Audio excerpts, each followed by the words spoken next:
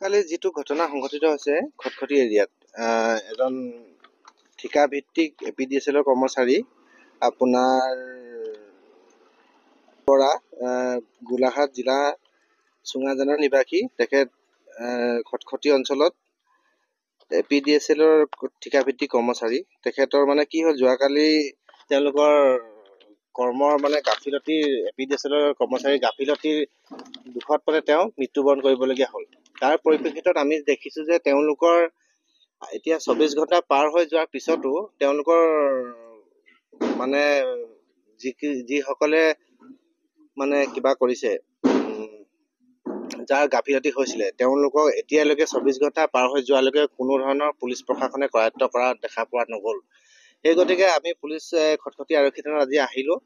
আহি আমাৰ ফালৰ পৰা বিলাসী থানাৰ ফালৰ পৰা এখন এজাহাৰ দাখিল কৰা হৈছে। পৰৱৰ্তী পৰ্যায়ত দেখা যাব আমাৰ নিৰীক্ষণত থাকিব পুলিচ প্ৰশাসনে কেনেধৰণে ব্যৱস্থা গ্ৰহণ কৰে, তেওঁলোকক কৰায়ত্ব কৰি বিহিত ব্যৱস্থা গ্ৰহণ কৰে নে নকৰে সেইটো আমাৰ লক্ষণীয় হ'ব।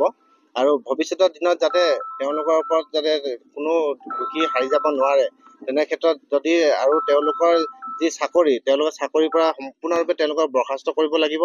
আৰু যদি নকৰে অনাগত ভৱিষ্যতৰ দিনত আমি তেওঁলোকৰ বিৰুদ্ধে প্ৰতিবাদী কাৰ্যসূচী গ্ৰহণ কৰিবলৈ পাৰিম। আমি কোম্পানীৰ লগত মানে যোগাযোগ কৰিবলৈ চেষ্টা কৰিছোঁ। এতিয়ালৈকে তেওঁলোকৰ যিটো কোম্পানীৰ আৰু APDSL লগত যিটো তেওঁলোকৰ এগ্ৰিমেণ্ট থাকে সেই এগ্ৰিমেণ্ট কপিটো আমি বিচাৰিছোঁ, এতিয়ালৈকে বৰ্তমানলৈকে পোৱা নাই।